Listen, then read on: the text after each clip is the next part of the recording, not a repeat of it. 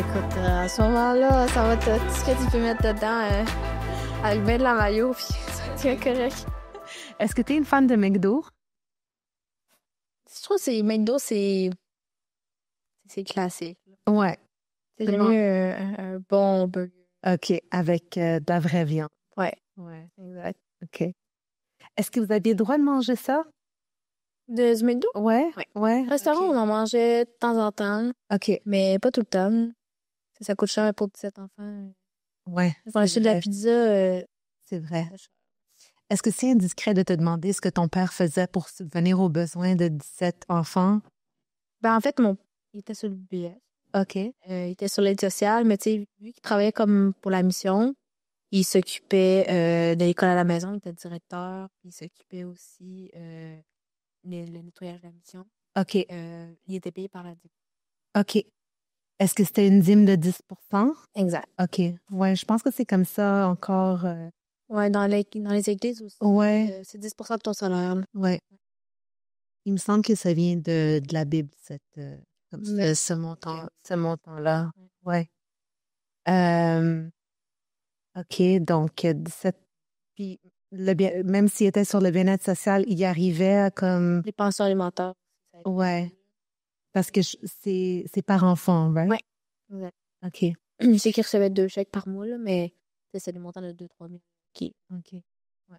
Puis est-ce que vous viviez quand même bien? Pour être honnête, le niveau de nourriture, on a OK. vêtements aussi. En passant, on n'a jamais rien OK. à ce niveau-là. OK. Puis, il y avait combien de chambres dans votre maison?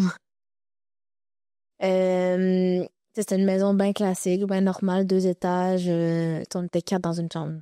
OK. Dans une petite chambre, là, genre 2 lits à 2 étages. OK. C'était pas grand. Là. On était tassés. OK. Est-ce que c'était le fun de grandir dans une grande famille? Je suis habituée à avoir des frères et sœurs, puis tu sais, on se tape un peu sur la tête. Ouais. C'est beaucoup de... Mais tu sais, je suis la 7e, 3e fille. Je vais te demander justement. T'es la 7e? Ouais. 3e fille. Exact. OK. Fait que c'est moi qui s'occupais toujours des plus petits. OK. Fait que tous les plus petits qu'après ça, c'est pas mal moi. À l'âge de 10 ans, c'est pas mal moi qui s'occupais de tous les enfants à la maison. Là. OK. Pourquoi toi et non pas la fille plus vieille? Je n'ai jamais compris celle-là.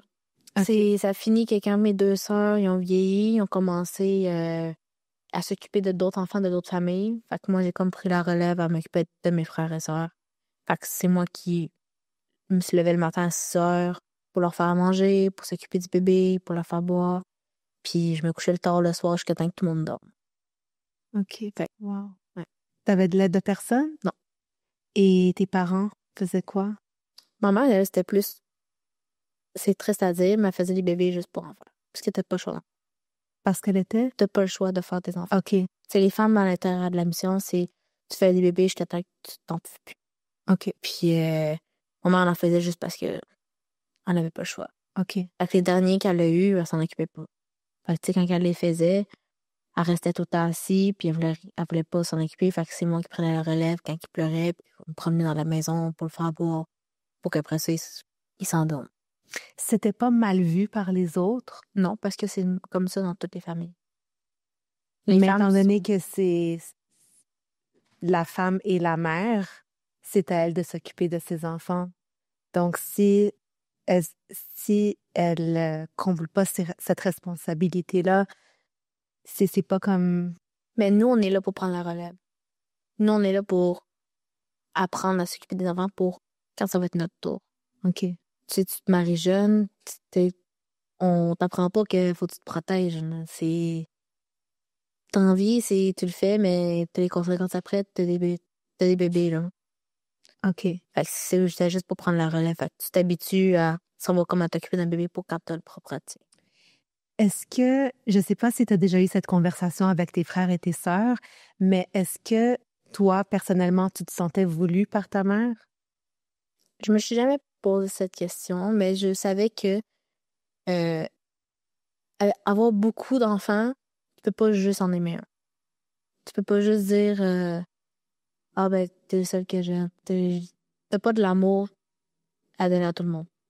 Fait que tu le sais. C'est plus, je le savais, fait que en vrai, Tu savais vis qu'elle avec. t'aimait?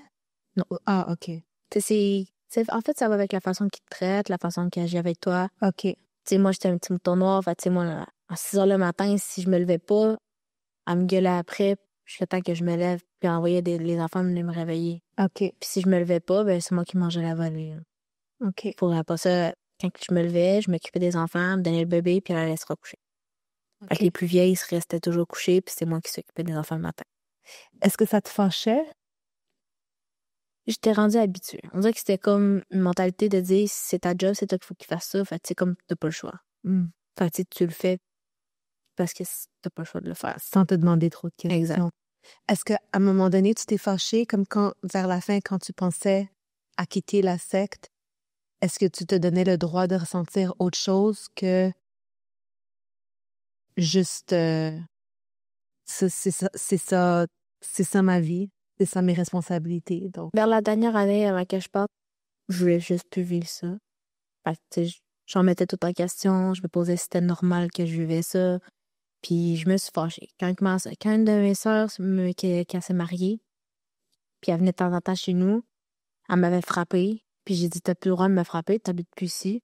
Elle a fait en ouin, puis elle m'a refrappée. Là, je me suis fâchée, puis j'ai crié, puis là, je sais plus avant. OK. Ouais. T'as dit que t'étais le mouton noir de la famille. Explique-moi ce que ça veut dire. Parce que de la façon dont tu t'es décrit tantôt, t'étais réservé, calme. C'est des attributs qui sont quand même félicités quand on les retrouve auprès des femmes dans que ce soit dans des sectes ou dans des communautés religieuses. C'est des choses qu'on encourage chez les femmes. Donc, pourquoi ça fait de toi un mouton noir? Je voulais pas être comme tout le monde. OK. Je voulais juste voir la vie autrement. Tu sais, j'étais curieuse. Enfin, moi, je me formais beaucoup plus que les gens normalement. Tu sais, je parlais à personne. Tu sais, j'étais tout le temps dans mon coin quand on allait à la mission. Genre, j'avais l'air de la fille qui était vraiment ancrée, mais tu sais, qui se Qui posait était juste comment? Ancrée? ancrée ou ben, concentrée sur ce qu'il disait, mais en fait, je remettais tout en question. Tu sais. OK. Est-ce que tu as déjà... OK, tout d'abord, je pense qu'il faudrait qu'on définisse un peu c'était quoi l'environnement dans lequel tu as grandi. Alors, tu es né dans la mission du Saint-Esprit. La mission de l'Esprit Saint. La mission de l'Esprit Saint, excuse-moi. La mission de l'Esprit Saint. Et c'est une secte religieuse. Exact. Qui est présente à Repentigny. À Anjou. Ah oui, excuse-moi. À Anjou et à Joliette. Ouais. OK. Est-ce que j'ai mal compris tantôt quand tu as dit Repentigny? Ben, je viens de Repentigny. Tu viens de Repentigny. Ouais. OK.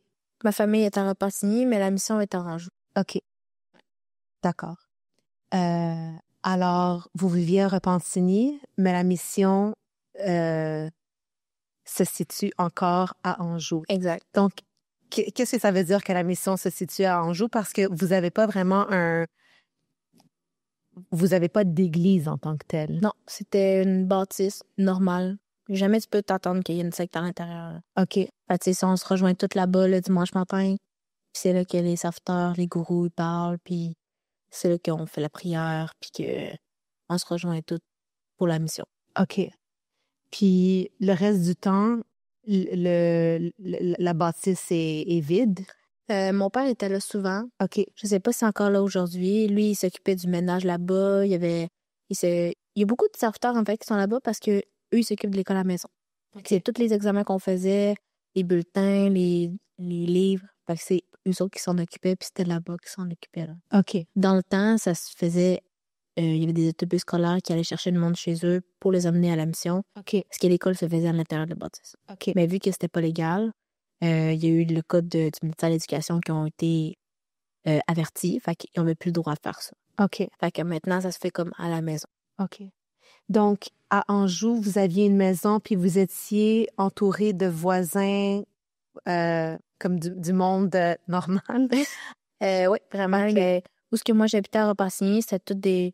On n'était pas comme toutes collés, là. Tu sais, il y avait beaucoup de monde qui habitait à Montréal, à Mascouche, OK, vraiment un peu partout. Puis c'est la bâtisse à Anjou, c'était vraiment là qu'on se rejoignait toutes. OK. Comment tes parents, est-ce que tes parents sont nés dans la mission? Oui, c'est génération par génération. OK. Puis ça va jusqu'à où? Je sais que mes grands-parents, arrière-grands-parents du côté de ma mère sont là-dedans. Mon père, ses parents étaient à l'intérieur, mais je sais pas si mes arrière-grands-parents du côté de mon père sont à l'intérieur. OK. Tu sais, mes parents, ils ne parlaient pas trop de leur passé à eux, de leur famille à eux autres. OK. Est-ce que tu sais si tu es la première personne à quitter la mission? Il y en a eu quelques-uns avant nous, mais tu sais, OK. ils n'en parlent pas. Ils veulent pas comme susciter le monde à vouloir le faire puis à vouloir s'en intéresser.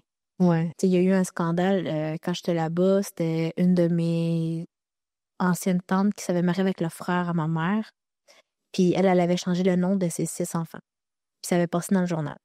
OK. Puis tu sais, moi, je me souviens que j'étais chez mes parents, puis j'avais lu le journal, j'avais lu l'article. Puis je trouvais ça intéressant, puis je comprenais pas, puis maman voulait pas m'en parler, puis tu sais, rien n'était expliqué. Elle a changé les noms de quoi à quoi? Tu sais, mettons, tu sais, dans la mission, t'as une liste quand t'as des enfants, puis t'as pas le choix d'appeler ton enfant avec un nom sur la liste. OK. Tu sais, mettons, c'est comme les 6 premiers, c'est comme des noms en ordre. OK. Tu sais, mettons, t'as 3 gars en premier. Premier, il faut qu'il s'appelle seulement Eugène, après ça Richer, après ça La Flèche.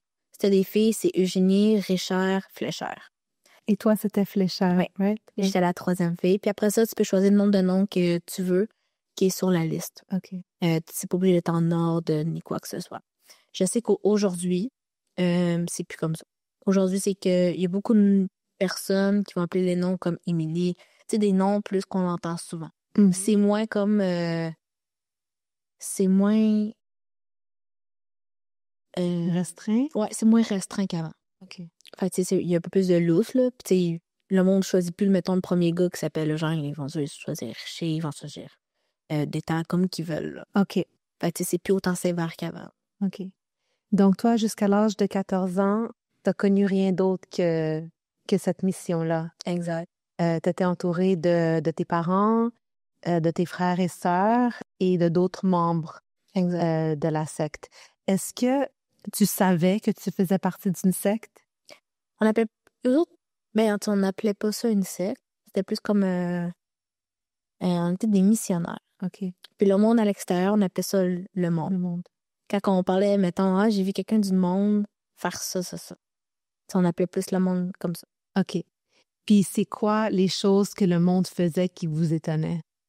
Ben, tu sais, à chaque fois que le monde nous voyait, mettons qu'on sortait à l'épicerie, puis on était beaucoup qui accompagnaient ma mère, et il y en avait beaucoup qui disaient ah, vous êtes beaucoup d'enfants, puis on disait ouais, on est 17, puis là, le monde était tout étonné, puis le monde trouvait ça wow, qu'on était beaucoup d'enfants. Fait, tu sais, c'est plus ces choses-là. OK. Tu sais, nos voisins, on était quand même proches d'eux autres aussi. OK. Même si ils n'avaient pas les mêmes croyances que vous? Ouais. OK. Tu sais, on parlait de temps en temps, mais tu sais, sans nécessairement que nos parents ils sachent aussi, là. OK. Ben, tu sais, quand on parle à du monde qui est qui est de l'extérieur, on essaie, ben, ma mère ou les plus vieux essaient toujours de les emmener vers la mission. Ouais.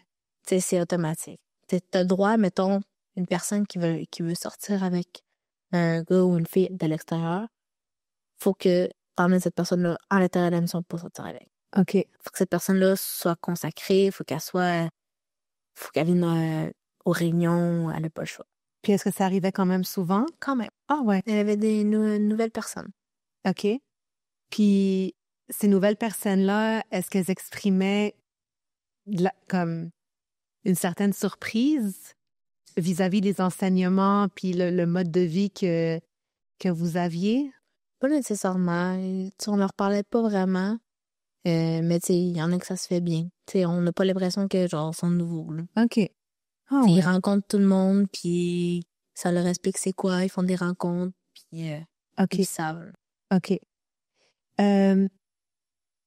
Donc, t'as grandi là-dedans. Parle-moi un peu de ta vie durant ces 14 premières années.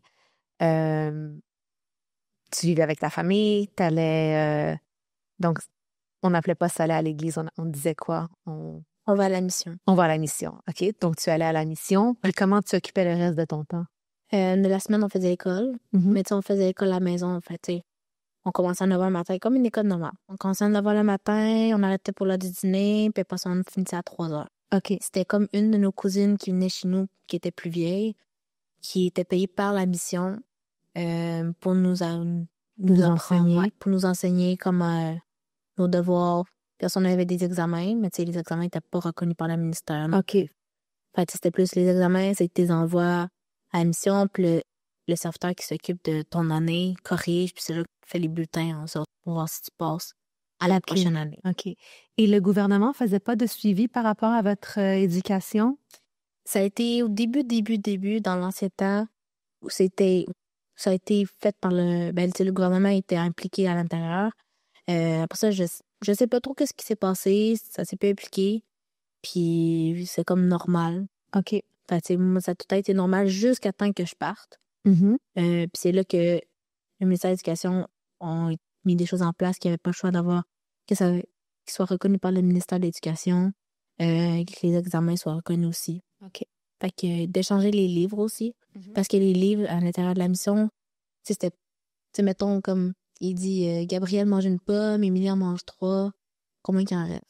Tu sais, nous, c'était la flèche mange une pomme, Eugénie en mange 2, puis. OK. Tu sais, c'était tout le temps par rapport à la mission. OK. Je comprends. Après l'école, comment t'occupais ton temps, les fins de semaine? On allait beaucoup chez des amis. OK. On allait jouer au parc. OK. On écoutait des films. OK. Mais tu sais, il y en avait beaucoup pareil dans la mission qu'elle à l'école publique. Ah ouais. Ouais. Il y avait des familles qui voulaient juste pas s'occuper des enfants à l'école à la maison, fait qui envoyaient les enfants à l'école publique. Est-ce que c'était mal vu? C'était mal vu. Et ces familles-là, mes parents voulaient pas qu'on les approche. OK. C'était des enfants un peu approchés. OK. Mais sinon, à part ça, la plupart, genre 90%, ils faisaient l'école à la maison. OK. Est-ce que t'étais heureuse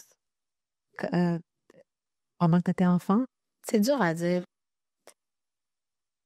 Oui. Tu sais, à ce moment-là, tu te poses pas vraiment cette question-là. On dirait que t'as pas le droit de te poser de questions. Fait que c'est ta vie, tu le sais.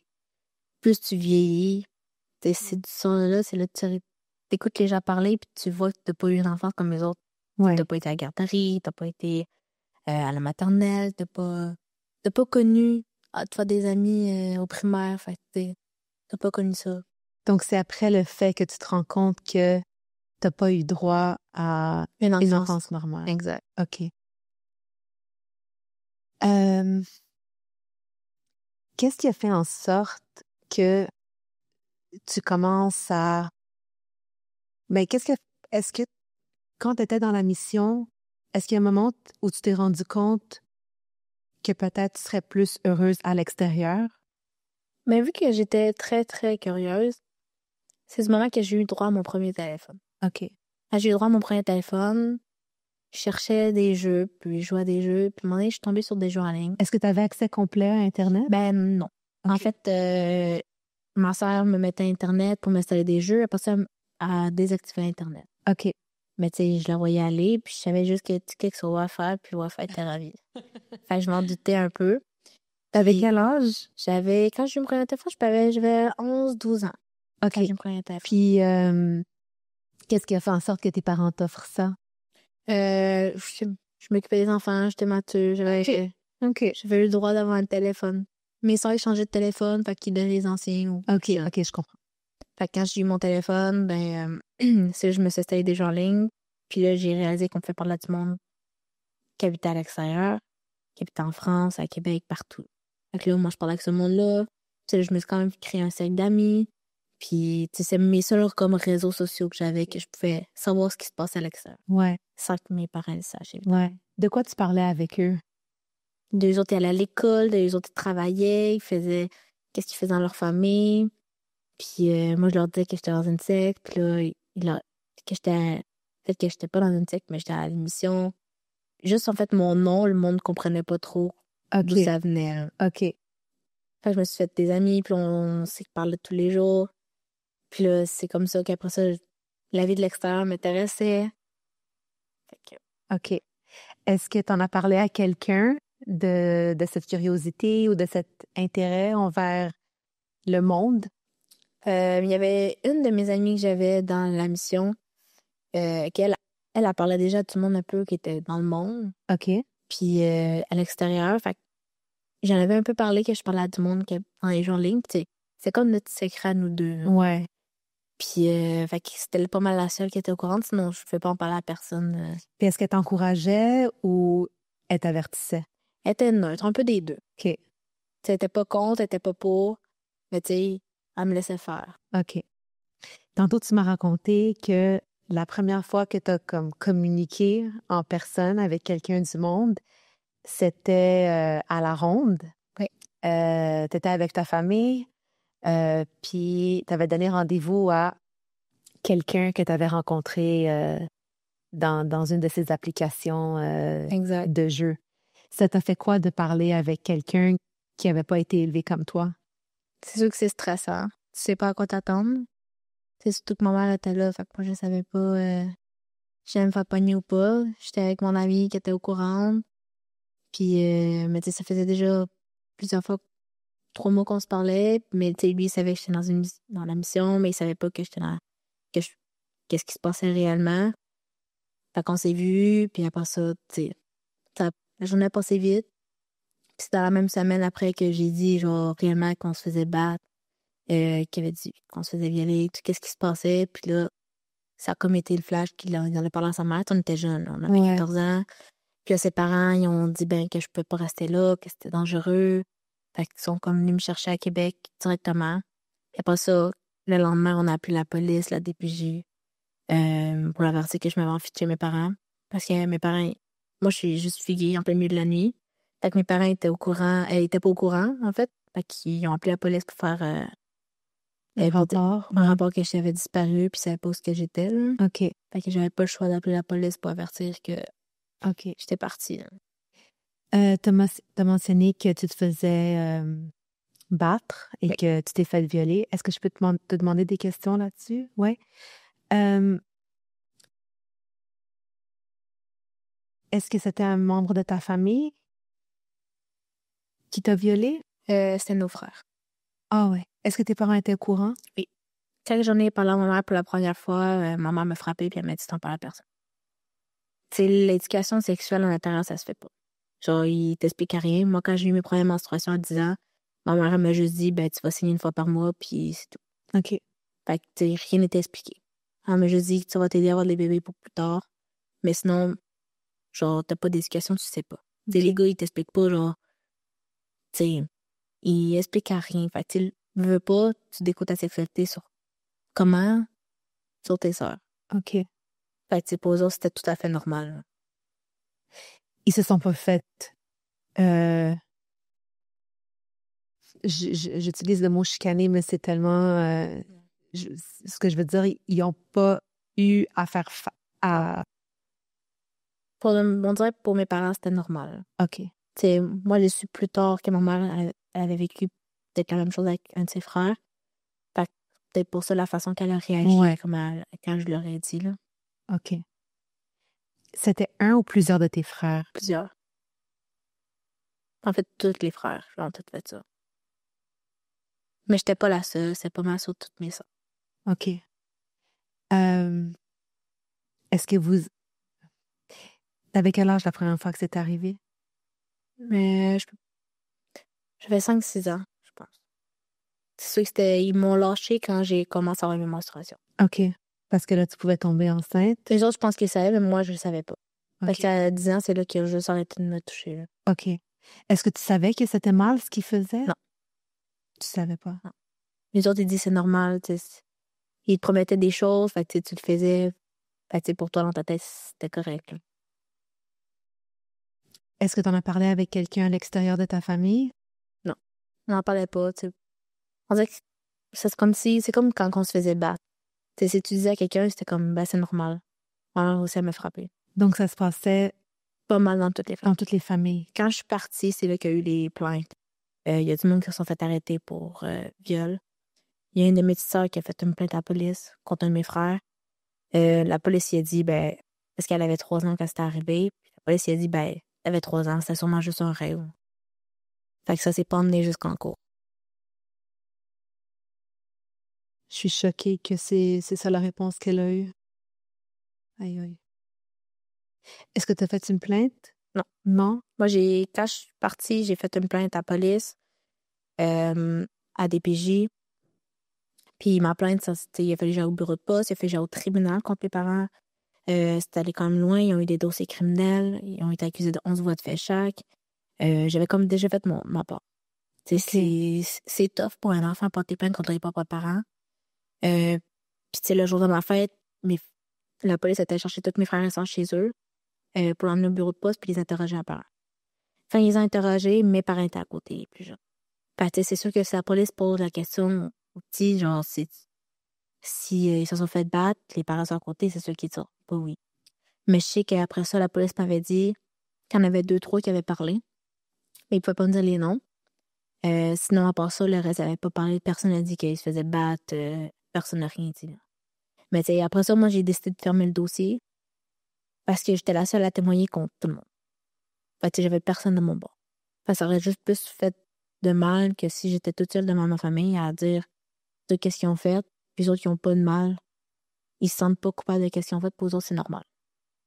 Tu sais, quand la police, ils ont arrêté mon père s'est mis à pleurer devant le policier, puis il a dit « J'ai juste frappé une fois le plus vieux, puis je m'en veux encore aujourd'hui. » Ce qui était faux. Ce qui était faux, il nous a tout le temps tout frappé. Mon père a des problèmes de colère. C'est génération par génération, là. Mm-hmm. Fait que, tu sais, mes oncles prennent des pilules pour les problèmes de colère. Lui, il voulait pas. Lui, il pensait qu'il pouvait gérer tout seul, mais quand il était fâché, il voyait noir. La tête de caché, là. Quand il revenait du travail, nous, on la laisse cacher. On avait peur qu'il nous frappe, puis qu'il nous bat, là. Les enseignements de la mission par rapport à ça, c'était quoi? C'était normal. Parce que, tu sais, les parents veulent mes parents. Fait que pour eux autres, c'est comme ça que t'éduques un enfant. Mais quand on fait partie d'une communauté religieuse, peu importe laquelle, on reçoit des valeurs ou des enseignements de cette religion. Puis la mission de l'Esprit Saint, c'est comme une variation de la religion chrétienne, si je me trompe pas. Puis il y a rien dans la Bible ou dans la religion chrétienne qui encourage les hommes à battre leurs femmes et encore moins de les violer. Donc, j'ai de la misère à comprendre comment des personnes en position d'autorité avaient rien à dire par rapport à ça. C'était plus, pense, par le fait que leurs parents ont fait ça. Fait que pour eux autres, c'est comme ça qu'ils élèvent leurs enfants. Donc, durant les réunions, quand les serviteurs donnaient leur message, ils parlaient pas de ça, de comment... il n'y avait pas des messages, admettons, au père, comment être un bon père, ou aux mères, comment être une bonne mère, comment faciliter des relations harmonieuses dans la maison. C'était pas dans ce... OK. Ils disaient juste d'être toujours meilleurs que leurs parents. C'est la chose qu'ils disaient. Ils disaient pas comment élever leurs enfants. OK. Donc, les messages portaient sur quoi? Ils parlaient plus de Jésus, de Dieu, de... Plus de ça, là. OK. C'est sûr que c'est rendu vague, là. Ça fait longtemps. Là. OK, ouais. De ce qu'ils disent, c'est loin, là. OK. Ouais. Est-ce que les messages que tu entendais résonnaient avec toi? Est-ce que tu y croyais? Est-ce que tu avais des doutes? Comment tu absorbais ce qui t'était enseigné? Au début, tu penses que c'est normal, là. T'écoutes qu'est-ce qu'il dit, tu fais ce qu'il fait, puis tu te poses pas de questions. Tu n'as comme pas le droit de poser de questions. C'est comme t'as pas le droit d'avoir d'avenir, tu te prépares pas à ça, là. Puis c'est en vieillissant que c'est C'est là que tu te poses le plus de questions. C'est là que tu te remets dans le doute. C'est là que tu sais si tu y crois ou pas, là. OK. Donc, tu avais commencé à avoir ces doutes-là vers la fin de ta... Quand j'ai commencé à avoir mon téléphone par là du monde à l'extérieur, ça a pris 1 an. Puis là, je voyais que c'était pas ça la vraie vie, là. OK. Tu sais, moi, je veux avoir un travail. Tu sais, je voyais, t'écoutes comme des films, des émissions, tu vois le monde comment... Ouais. Toi aussi, tu veux vivre ça, là. Ça me touche tellement que malgré tout ce que tu vivais, tu avais encore cette flamme en toi qui voulait sortir de là, puis tu t'es pas fait abattre par ces gens qui n'ont pas été corrects avec toi. Au début, oui. Ils en parlent pas, mais il y a eu des suicides aussi à l'intérieur. Moi, si j'avais pas, genre, rencontré du monde de l'extérieur, moi, je serais plus là aujourd'hui, là.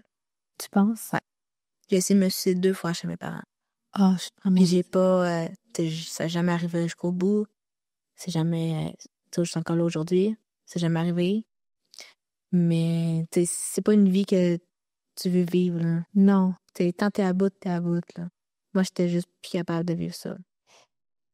C'était ce que tes frères te faisaient vivre, surtout? Le battage, le battage. de lever le... Tu sais, je dormais pas beaucoup. Tu sais, je m'occupais des petits. Tu sais, je voyais... tu sais, mettons, mon père frappait ma petite sœur de 3 ans. Puis t'avais pas le droit d'aller la consoler, t'avais pas le droit d'aller la voir, là. T'avais pas le droit de rien faire, là. Tu sais, c'est plus tout. Ouais.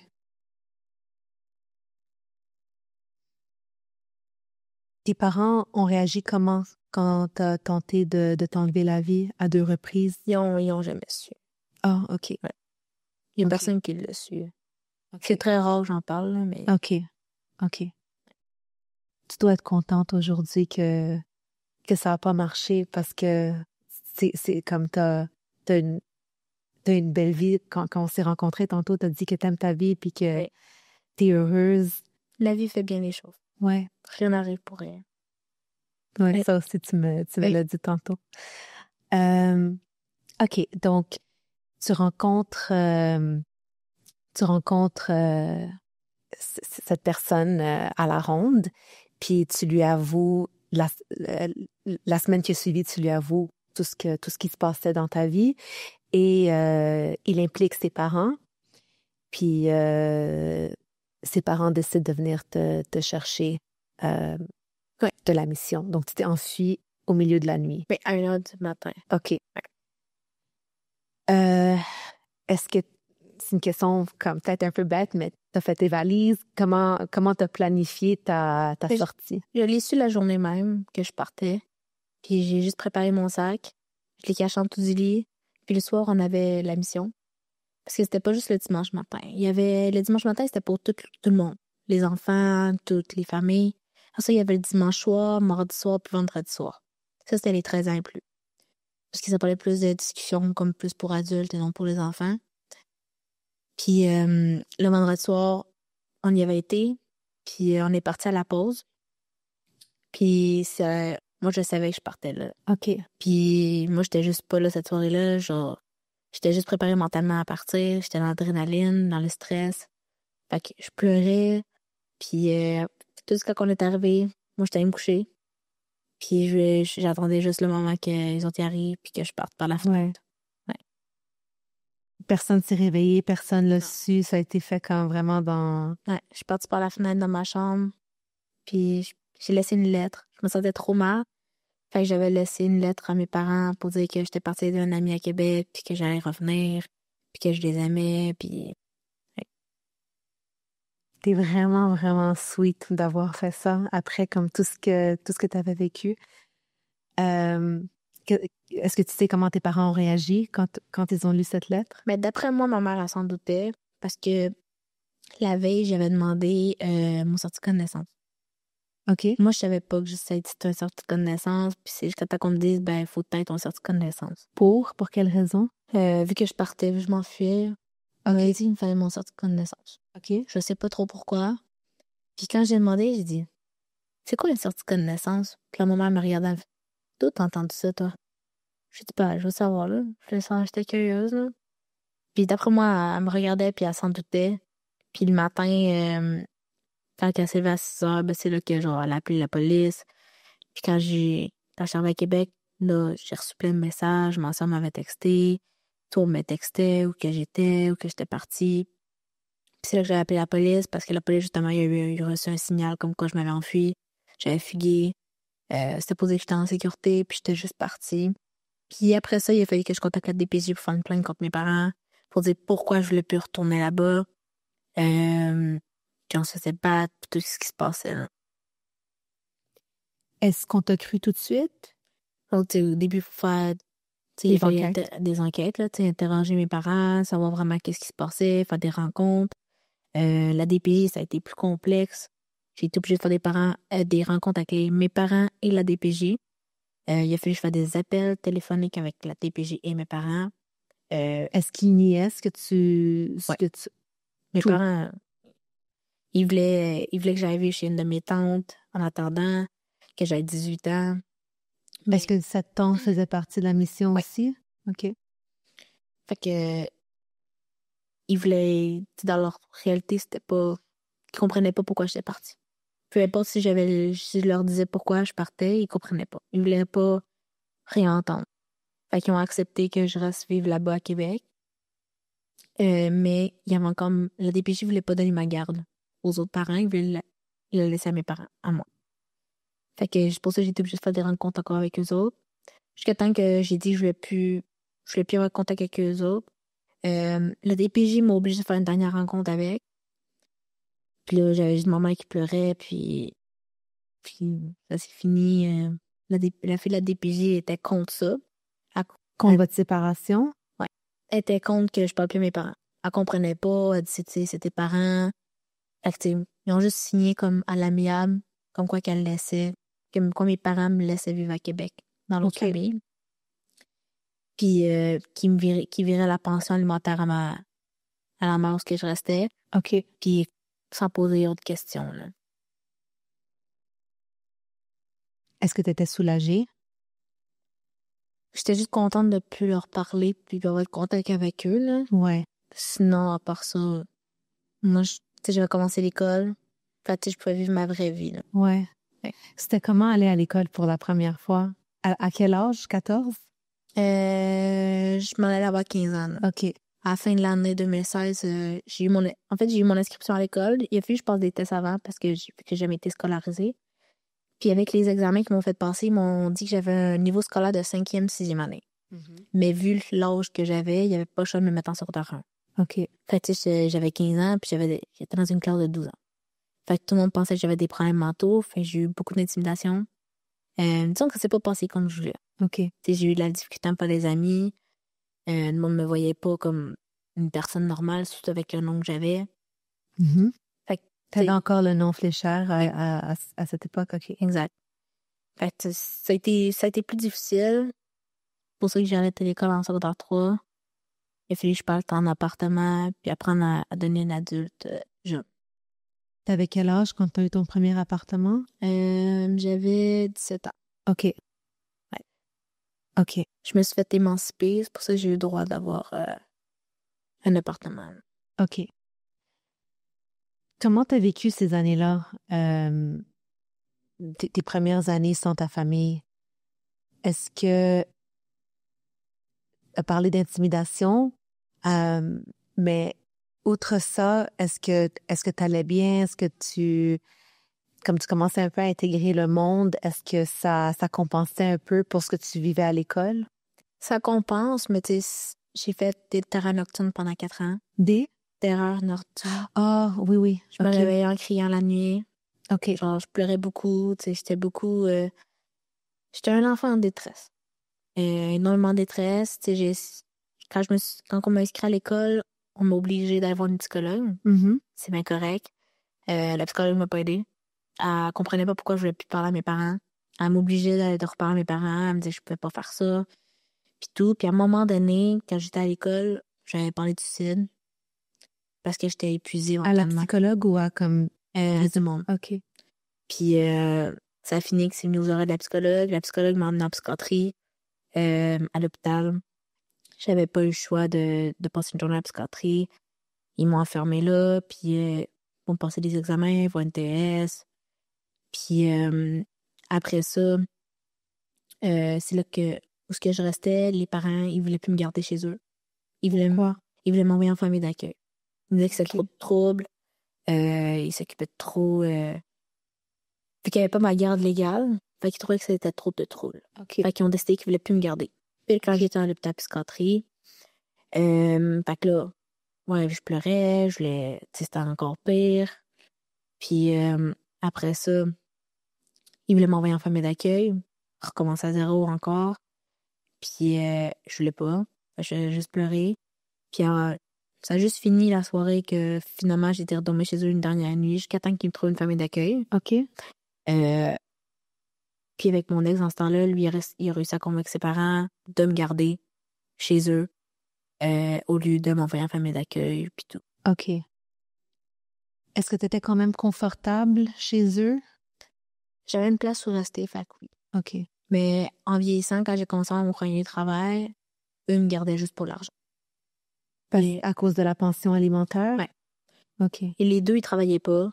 Les deux étaient sur le BS. Elle a eu une tumeur au cerveau, sa mère. Fait que, tu sais, c'est correct. Mais, tu sais, il n'y avait pas beaucoup d'argent. Puis, tu sais, il recevait de l'argent de mon père. Puis, j'avais su entre-temps qu'à un moment donné, il fallait que j'aille chez le dentiste. Puis, j'avais quand même beaucoup de caries parce que mes parents n'avaient pas souvent de temps chez le dentiste. Puis, ça coûtait facilement 1 000 $. Puis, mon ancienne belle-mère avait demandé à mon père 1 000 $. Puis, mon père, il avait viré par virement. Mais moi, je ne savais pas. Parce qu'elle m'a jamais amené chez le dentiste. Puis, du moment que moi, j'ai demandé à mon père toute seule de l'argent pour chez le dentiste, il m'a dit, ben, je l'ai déjà donné OK. à elle. Fait que, tu sais, elle prenait de l'argent de mon père pour dire que c'était pour moi, mais c'était pas pour moi. Puis, ma pension alimentaire, elle s'occupait pour elle parce qu'elle voulait plus rien m'acheter. Fait que je m'achète mes affaires personnelles à moi toute seule, mon linge à moi toute Parce que seule. tu travaillais. Ouais. Mais tu sais, j'étais à l'école, puis je travaillais une fin de semaine. OK. Fait qu'il fallait tout que je paye mes affaires. Tu as eu à grandir beaucoup trop jeune. Tu as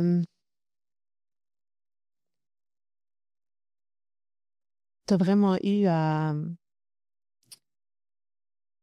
tenir un fardeau trop lourd pour ton âge.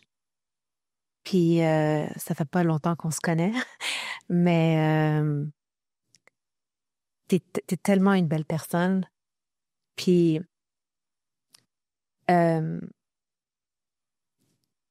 ça, premièrement, tu m'inspires, même si t'es beaucoup plus jeune que moi, tu m'inspires énormément.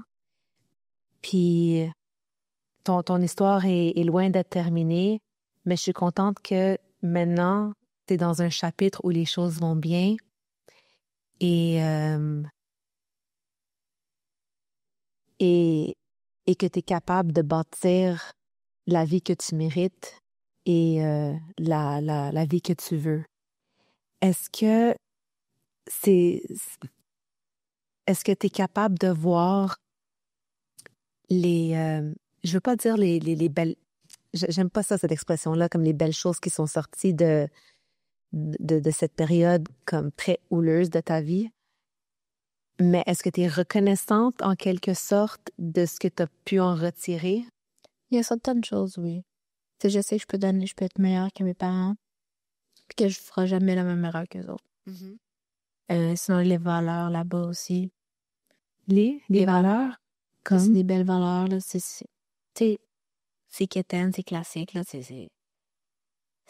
Mais tu sais, mettons, t'as pas le choix de rester fidèle avec la même personne. Mm-hmm. Puis ça, c'est bien correct. Tu sais, vite, d'être comme ça, j'en ai pas, mais c'est beaucoup des valeurs que, genre, Traditionnelles. que ça reste, là. OK. C'est ancré, là. C'est là, là. C'est en toi, ouais. T'as vécu avec toute ta vie, là. OK. C'est le respect que t'as envers les autres. Ça va tout seul, là. Ouais. On dirait que les femmes à la terre, ils t'apprennent que quand t'aimes une personne, faut que tu donnes tout pour cette personne. Ouais. Est-ce que t'es comme ça? Ouais. Ouais. Puis, est-ce que t'es avec quelqu'un qui te donne l'appareil? Oui. Ouais, OK, c'est bon. J'ai fait de note. Je suis contente. Donc, des années plus tard, tu as rencontré la personne qui est maintenant ton copain. Puis, plus tôt, tu m'as dit que c'était la plus belle chose qui t'est arrivée. Parle-moi un peu de votre relation. Bon, on s'est rencontrés dans la façon traditionnelle, en sortant d'un bar. Sans la que tu dire ça, parce que la plupart des gens vont dire, ah, tu rencontres quelqu'un dans un bar, c'est l'alcool, ça t'offre pas, pis tout. Nous, c'était juste toute seule. OK. Il est juste passé à côté de moi, il m'a crié qu'il était magnifique. Puis après ça, on t'a se parler, puis il m'a dit, ajoute-moi sur Snap, j'ai pas manqué ma chance. Puis ça a commencé là. OK. Puis, vous n'êtes pas lâchés depuis. Exact. OK. Est-ce que ça t'a... T'étais réticente à t'ouvrir à lui par rapport à tout ce que tu avais vécu? Ben, en fait, moi, la première fois qu'on s'est daté, c'est là que j'ai dit que mon histoire. Puis j'étais tellement comme rendue dans un point que s'il est pas content de mon passé, ben, c'est lui le père. Il a juste à pas me choisir, puis il a juste à pas être avec moi. Ça va avec moi, mon passé, genre. Je peux pas le changer, ça vient avec moi. Fait que, il faut juste vivre avec. Ouais. Puis, il était... Il a très bien réagi. Ouais. Ben, plutôt, il s'est présenté comme ton garde du corps. Fait que c'est très cute, l'instinct protecteur qu'il a envers toi. T'as des beaux projets quand même qui s'en viennent. Tu m'as parlé d'une compétition en novembre. Oui. Je fais une compétition de bodybuilding. Ouais. Je suis beaucoup ancrée dans le sport. OK. C'est quelque chose qui m'aide beaucoup à sortir de ma bulle, sortir de ma zone de confort, puis j'ai comme besoin tout le temps de ma bulle d'adrénaline. Puis je trouve que le sport t'amène loin. Tu peux atteindre un niveau de ton corps que tu sais pas que tu pourrais l'atteindre. OK. Fait que c'est quelque chose que, plus tu pousses ton corps, c'est quelque chose qui m'impressionne. OK. Ouais. Quand est-ce que tu as commencé à faire du sport? Ça fait 2-3 ans. OK. Tu sais, comme tout le monde, on commence le sport pour avoir plus de confiance en soi, perdre de poids, être plus en forme. Puis après ça, j'ai juste tombé en amour avec le sport, puis je me suis juste mis là-dedans. OK. Puis qu'est-ce qui t'attire au bodybuilding? C'est vraiment comment le corps peut changer. OK. Ouais. La nutrition, tout qu'est-ce qui va avec, là. OK. C'est un domaine qui t'intéresse au-delà de la compétition qui s'en vient. Est-ce que tu penses comme faire une vie de ça? On sait jamais. OK. Tu sais, tu peux aller loin avec... en faisant des compétitions, tu sais, tu peux gagner ta carte pro, tu sais, tu peux... C'est quoi une carte pro? C'est plus que tu fais de compétition. À un moment donné, tu vas... je m'en souviens plus le nom, mais tu vas faire une compétition pour être pro dans ce que tu fais. OK. Moi, j'ai eu ma coloc IFBB Pro, ça s'appelle. Puis elle, ça fait 8 ans qu'elle fait ça. OK. Tu t'amènes ton corps à un autre niveau, là. OK. Fait que après ça, tu compétitionnes contre plein d'autres mondes, puis tu gagnes ta carte pro. Oh, OK. Ouais. Est-ce que tu as d'autres projets en tête? C'est sûr que je vais retourner à l'école un jour. J'aimerais ça, peut-être au cégep, en nutrition. OK. On sait jamais. Mais tu sais, le coût de la vie, ça coûte cher. Ouais. Ouais. Tu sais, j'ai un appartement à payer, je travaille beaucoup, fait on verra où ce que la vie, ça me mène. OK. Mais t'as l'air très responsable, donc je suis sûre que t'as ce qu'il faut, t'as la bonne mentalité pour arriver là où tu veux. Oui. Je suis certaine. Est-ce que t'aimerais te marier et avoir des enfants? Me marier, je sais pas, mais j'aimerais ça être fiancée. OK. J'aimerais ça avoir une bague. Sinon, des enfants, oui. Mais pas tout de suite. Je suis pas prête, puis j'ai encore d'autres choses à vivre avant. OK. Enfin, dans quelques années, sûrement. OK. Donc, ce que tu as vécu, c'est pas quelque chose qui te hante nécessairement. C'est pas venu mettre un frein à ce que tu espères, puis c'est pas venu comme un peu handicaper tes désirs. Au début, je voulais pas d'enfant. OK. Quand tu es sortie au début? Quand je suis sortie, même après, ça a été long avant. Je me dis, c'est peut-être un enfant, ce serait bien. Mais ça a été long. Okay. Genre, j'avais trop peur d'être comme mes parents. Je me disais tout le temps que genre, je veux pas que cet enfant le vit comme moi j'ai vécu, là. Ouais. J'avais trop peur. Fait, pour moi, je voulais comme oublier d'avoir des enfants. OK. À quel point est-ce que ton passé fait encore partie de ton présent? Est-ce que tu penses encore beaucoup à tes parents, à ton enfance, euh, aux choses que tu as vécues? C'est plus le fait de pas avoir d'enfance. Tu sais, quand tu parlais du monde, puis le monde, ce qu'ils ont vécu, tu sais, leur enfance, puis tout ce qu'ils ont vécu avec leurs parents aussi. C'est beaucoup la présence parentale. Tu sais, quand tu vas pas bien, tu as toujours envie d'avoir ta mère ou ton père, de dire que ça va bien aller, puis tout. Je pense que c'est plus dur, pas avoir de présence parentale. OK. Est-ce qu'il y a des gens dans ton entourage qui servent de figure parentale? Il y a beaucoup de monde qui veulent être comme ma mère. Ils veulent être une mère pour moi. C'est gentil, c'est fin. Moi, j'ai de la misère à me confier à ces gens-là. J'ai de la misère à me dire, OK, je peux agir comme si c'était ma mère. Ouais. On dit que ça se fait pas, genre. On dit, je l'ai pas, cet instinct-là. C'est comme, je sais que c'est pas ma mère. Je sais que mon deuil est fait. Ma mère est... mes parents m'ont renié. J'ai plus de parents. Fait qu'on dirait que je le sais au fond de moi. Fait que ça, j'ai de la misère Je comprends. à le faire. OK. J'ai comme accepté le fait que j'en aille pas. OK. Il y a un livre que j'ai, je sais pas, je l'ai, mais je sais pas si je l'ai lu. J'ai tellement lu de livres que, est-ce que tu as entendu parler de Guérir son enfant intérieur? Non. Non? Je vais t'envoyer une copie. C'est un livre qui est quand même assez connu, puis je pense qu'il a été écrit par un psychologue. Puis si je l'ai pas lu au complet, j'ai définitivement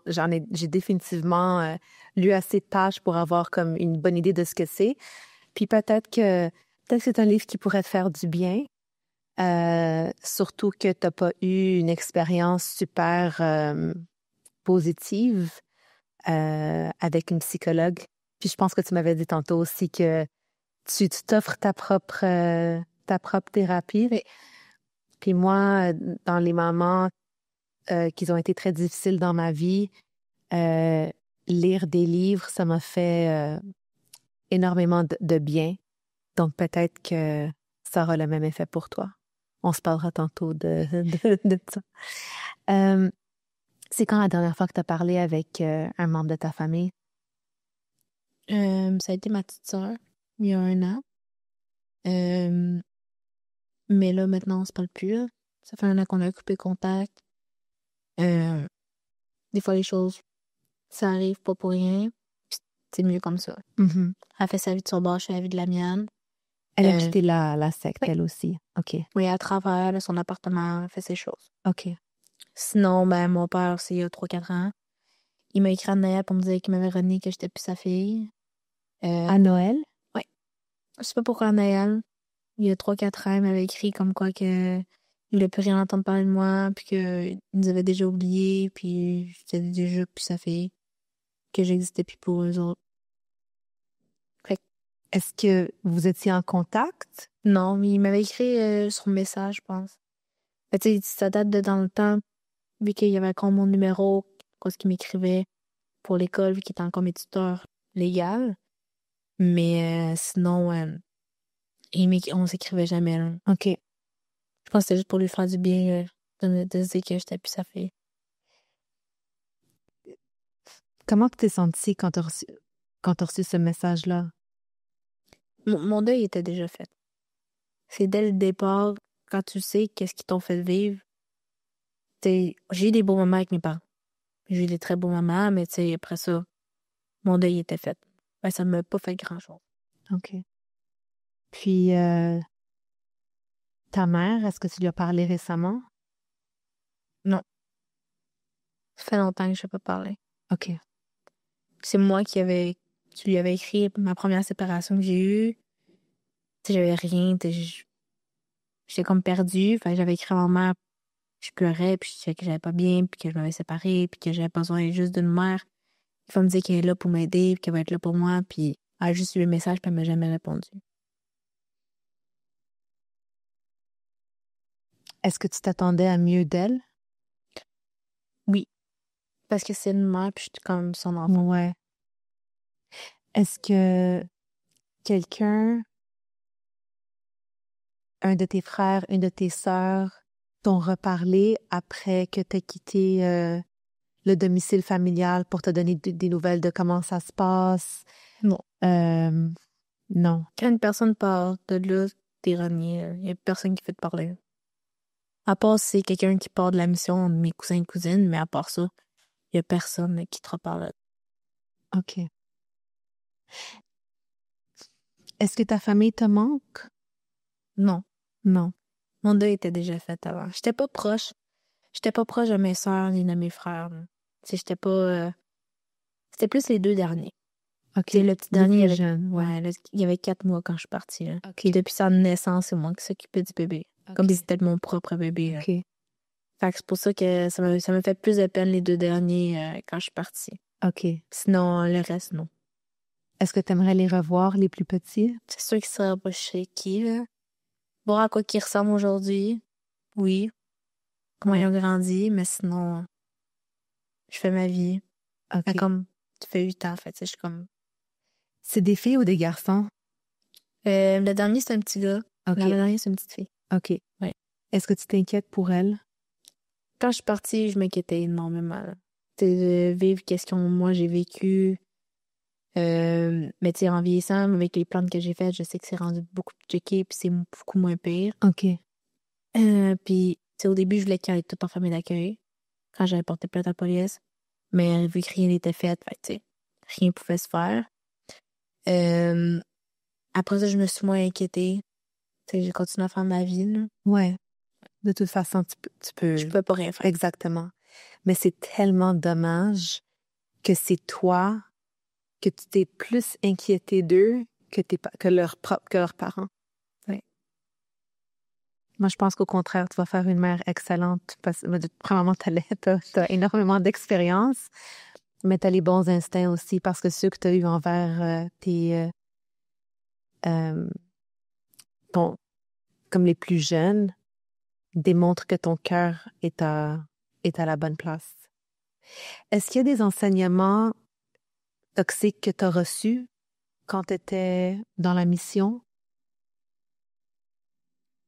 Mettons un, c'est... Tu sais, mes sœurs nous frappaient beaucoup parce que mes parents le faisaient. Fait que, tu sais, c'est comme, toi, en vieillissant, c'est comme si t'avais le droit de le faire, là. OK. Ça m'est arrivé une fois, puis je l'ai plus jamais refait. OK.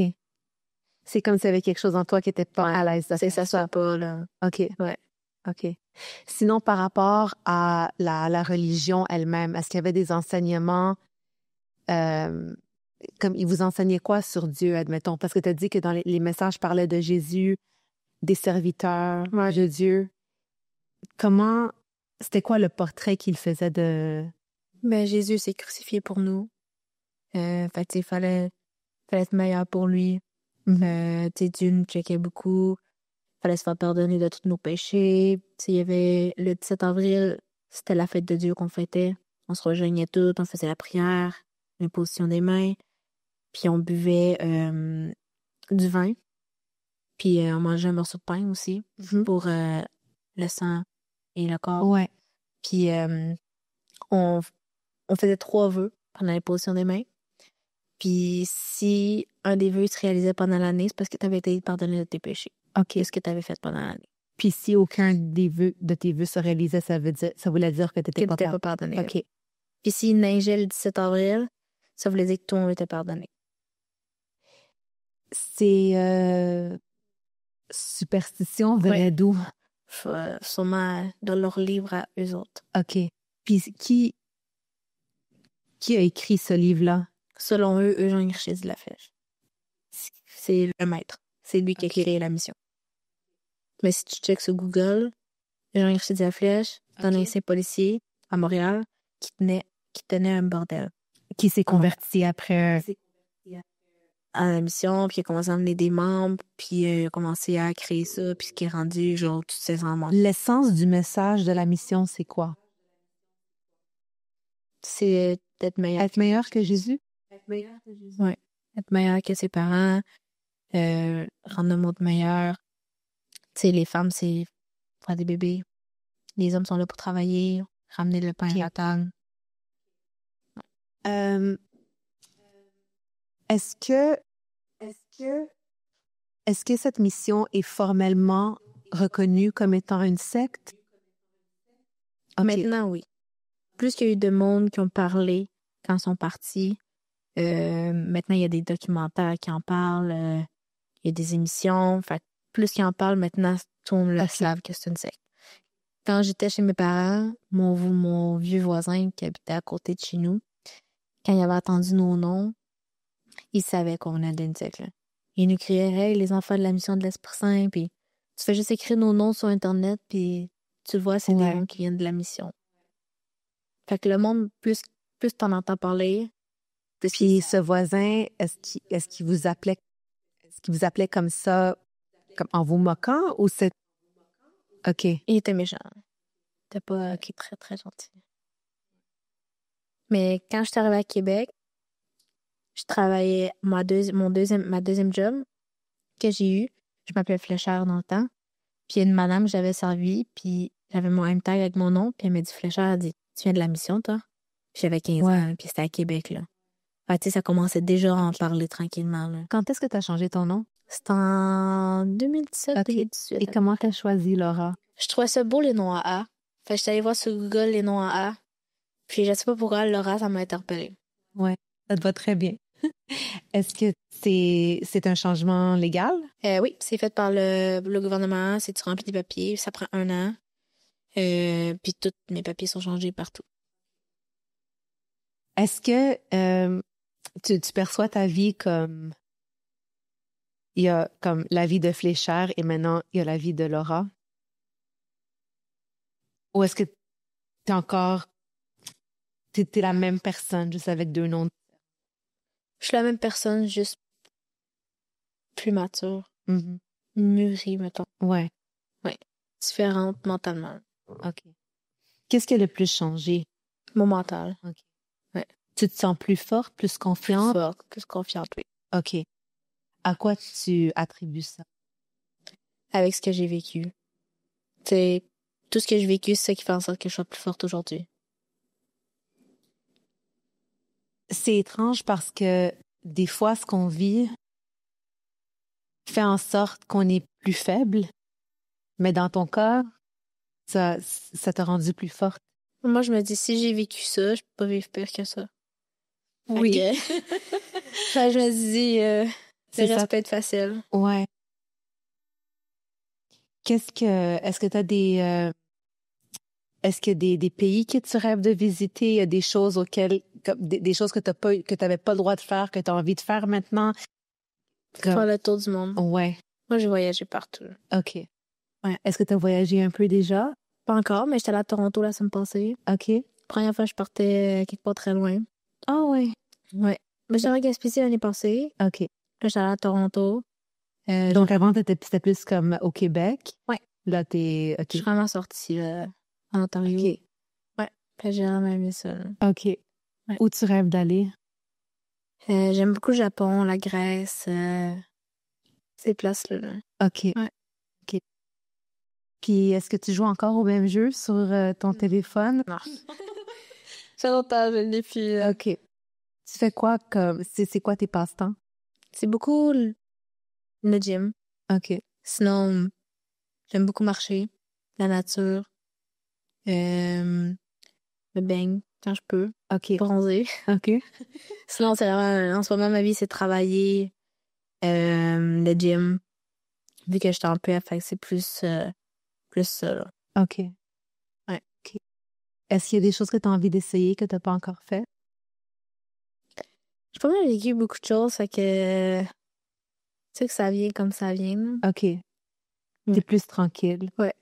OK. Je peux se poser. Ouais, c'est correct. Puis,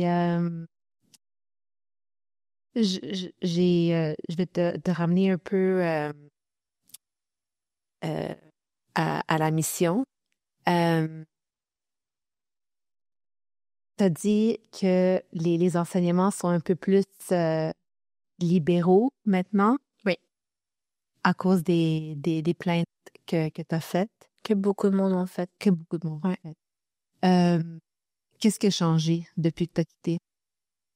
C'est moins sévère. La façon que tu peux t'habiller aussi. T'as le droit de mettre tes bijoux, t'as le droit de te maquiller maintenant.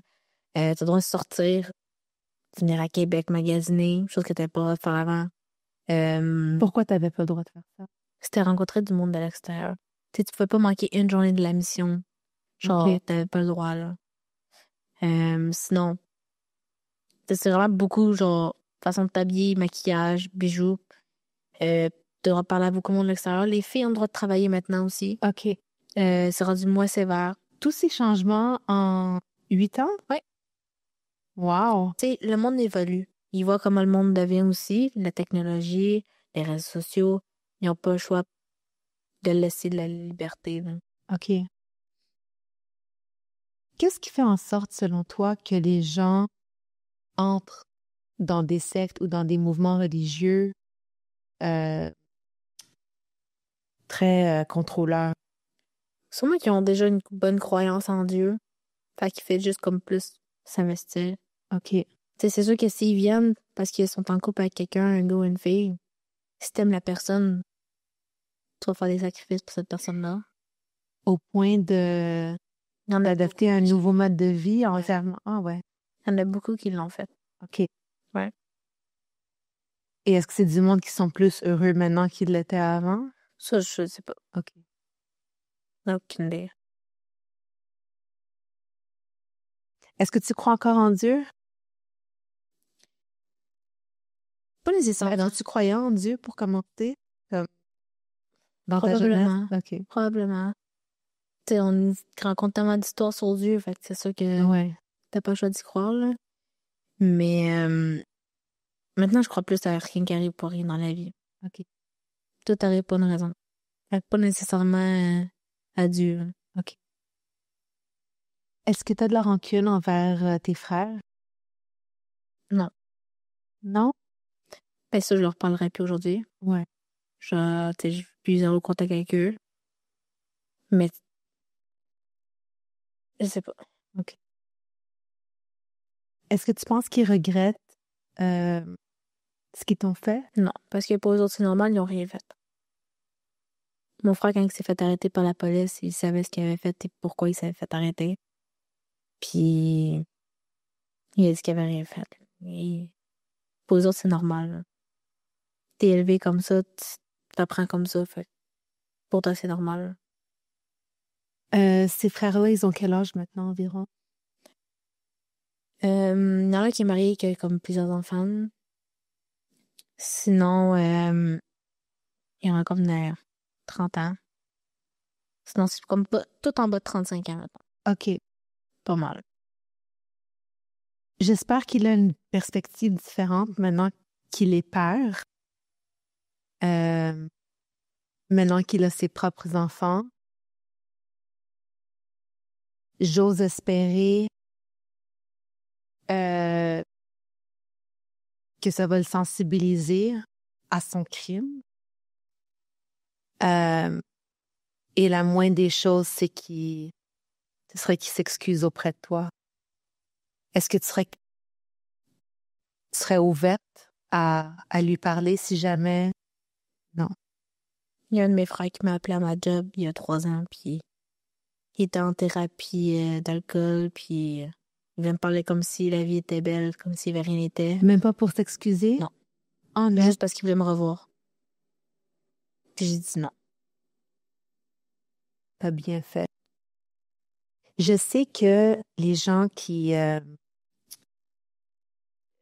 en tout cas, certains programmes, ou comme le programme le plus connu pour la réhabilitation. C'est Carac, il me semble. Mais les 12 étapes, c'est tout ça? Je sais pas. Il me semble qu'il y a un programme de 12 étapes, puis je sais que une de ces étapes, c'est de demander pardon aux gens à qui t'as fait du mal. Moi, quand tu m'as dit qu'il était en thérapie, j'ai immédiatement fait le lien, puis je pensais que c'est pas qui t'appelait pour s'excuser. Que tu me dises que c'était pour te parler, pour te revoir, comme si de rien n'était, ça... Pour eux autres, ils ont rien fait. Mais le moindrement que tu commences une thérapie, il y a une auto-examination qui doit se faire. Puis forcément... Juste une thérapie d'alcool. Là. OK. T'as tellement pas le droit de rien prendre, de rien faire. Quand tu sors de là, t'as envie de tout essayer. Là. Ouais. Il y en a beaucoup que, pour s'évader de ce qu'ils ont vécu, ils vont se mettre dans la drogue, dans l'alcool. C'est plus facile pour eux autres. Là. Donc, il fait plus partie de la mission, lui, non? Non, lui, il est parti avant moi. Ah, OK. Il est parti 2 ans avant moi. OK. Ouais. Il est juste parti un dimanche pendant qu'on était toute la mission, puis nous aussi, il a laissé une lettre, puis il était parti. OK. Puis est-ce que tes parents avaient essayé de le retenir, lui aussi? Ils ont essayé de le contacter et tout, mais tu sais, il était rendu majeur, là. OK. Tu sais, lui, il peut pas faire grand-chose, là. OK. Mais tu sais, quand il est passé en thérapie d'alcool, il a pas eu le choix de retourner chez mes parents. Mes parents l'ont accepté. Fait que maintenant, il est en bon terme avec mes parents, il part encore. Il y a un autre de mes frères, après que moi, je sois partie, il est parti 2 ans après moi. Mais lui, il est resté en bon terme avec mes parents. Pourquoi est-ce que c'est une coïncidence que ce soit les gars qui restent en bon terme avec tes parents? Sûrement. Lui, il est juste parti. Moi, on me dit que c'était juste parce que moi, j'étais partie en sauvage, là. Que c'est pour ça qu'il voulait plus me parler. Dans quel sens t'es partie en sauvage? Je suis partie, j'ai fugué. Mais En faisant des plaintes contre eux autres. Ah, OK, oui, les plaintes. Ouais. Puis, tu sais, lui, il a juste dit, il a juste parlé à mes parents, puis il a dit, je veux plus aller dans la mission, j'ai rencontré une fille qui veut pas y aller, fait qu'il dit, moi, je veux vivre ma vie ailleurs, mais je veux pas perdre contact. Fait que mes parents ont accepté ça. Mais ils sont pas supposés renier toute personne qui quitte la mission? Supposé. Puis les serviteurs pas de l'Église, de la mission, ils en pensent quoi que tes parents ont encore un contact avec des gens qu'ils ont quittés? Ça, je pourrais pas dire. C'est un peu hypocrite, non? Ouais. Mais je pense qu'avec le temps, il laisse plus lousse. Il laisse plus le monde libre. OK. Dans leur choix. Là. C'est quoi l'avantage? C'est quoi l'avantage de faire partie de cette mission? Il n'y a pas grand avantage de rester là. Pour les adultes, les parents, les enfants n'ont pas le choix, mais les adultes en tirent quoi? C'est plus par génération que t'es habitué d'être là-bas, t'es habitué, ça lave le cerveau. Tu le sais que t'as pas besoin d'être là, puis ta famille est là-bas, puis t'es habitué depuis que t'es tout petit d'aller là-bas, fait que pour toi, c'est normal. Tu sais, t'as pas le droit de te poser de questions, t'as pas le droit de penser à ton avenir, t'as pas le droit de... Tu sais, les filles, depuis qu'on est toutes jeunes, on nous dit, ben toi, tu vas vieillir, tu vas faire des enfants, tu vas te marier. C'est tout. Tu feras rien d'autre, là. Fait que, tu sais, tu te dis ça tout le temps, fait que tu poses pas de questions. Tu fais ce que t'as à faire. Fait que pour eux autres, c'est... Depuis qu'ils sont tout petits, ils le font, fait que pourquoi ça changerait aujourd'hui, là? Ouais. Est-ce que tu penses que les plus vieux sont curieux par rapport au monde? Ou probablement. C'est sûr qu'il y en a qui... Vu que c'est rendu moins sévère, c'est sûr qu'il y en a qui parlent avec d'autres mondes à l'extérieur. Tu t'as pas le choix de te faire des amis, tu rencontres plus de monde. Il y a plus de monde qui va à l'école aussi. OK. Rendu aujourd'hui. Fait que, probablement. Là. OK. Est-ce qu'il y a une personne qui est à la tête de la mission? Dans le temps, quand moi j'étais là, moi c'était plus mon père qui était le directeur de la mission. C'était plus lui qui dirigeait quand même beaucoup la SEC, l'école à la maison, la dîme. Il dirigeait vraiment pas mal de tout. Là. Okay. Sinon, ils sont comme plusieurs. Là. Ils sont 12 et peut-être plus. Là. OK. Serviteurs à diriger la SEC. Là. OK. Puis, admettons, ton père, est-ce qu'il avait un pouvoir spécial? Comme, peut-être pas pouvoir, mais une autorité particulière qui lui permettait de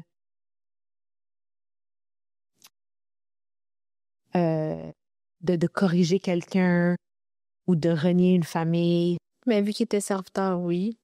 Mais pas parce qu'il était directeur de l'école à la maison. OK. Puis vous étiez combien au total? Dans la SEC? Dans la mission? Au-dessus de 500 membres. OK. Juste à Anjou? Ouais. Ou avec Joliette? Juste à Anjou. OK. Est-ce que vous rencontriez les membres de la mission de Joliette de temps Au en temps? début, non. C'est quand que le seul gourou de Joliette qui est décédé, il y a du monde de Joliette qui sont venus nous rejoindre à Anjou. OK. Fait qu'on s'est comme mis un peu ensemble. Il y a du monde qui sont restés, il y a du monde qui sont pas restés. Fait que c'est comme un peu mélangé, là. OK. Tu viens de mentionner le mot gourou. Oui. Est-ce que c'est comme ça que les gens dans la mission réfèrent? C'est Oh. serviteur. OK. Nous, on les appelle les serviteurs. OK. Donc, tu dis gourou maintenant que tu es à l'extérieur de la secte. Exact. Quand est-ce que tu as compris que tu as fait partie d'une secte?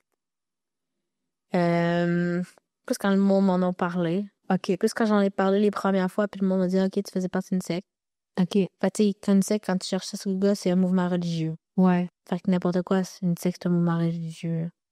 Fait que c'est un mouvement religieux. Ouais. Est-ce qu'il y a certaines séquelles de ton temps dans cette mission qui sont plus difficiles à gérer que d'autres? Plus la peur de l'abandon, je dirais. La peur de me faire abandonner par tout le monde. Ouais. Ça, je dirais, c'est une des plus grosses séquelles. Ouais. Sinon, se faire confiance aussi. Te faire confiance à toi-même? Ouais. OK. Tu sais, je me fais confiance, mais tu sais, c'est pas ça, pas tout, là, pas tout le temps. OK. Mais c'est un gros travail à faire sur soi-même, là. Ouais, certainement. Je te dirais qu'on ait grandi dans une mission ou pas, dans une secte ou pas, je pense que la confiance en soi, c'est un défi pour la plupart du monde. Même la peur de l'abandon. Mais par rapport à la confiance en soi, je trouve que à plusieurs reprises, tu as pu te prouver à toi-même que tu es plus que capable de surmonter les obstacles qui sont présentés devant toi. Puis, t'as vraiment de quoi être fier. Comme on vient de se rencontrer, mais moi, tu m'impressionnes, puis tu me fascines. Puis, je veux garder contact avec toi, non seulement pour savoir comment ta compétition va se passer en novembre, mais même pendant des années. Vraiment, ton histoire m'a touchée dès la première fois où ma cousine m'en a parlé.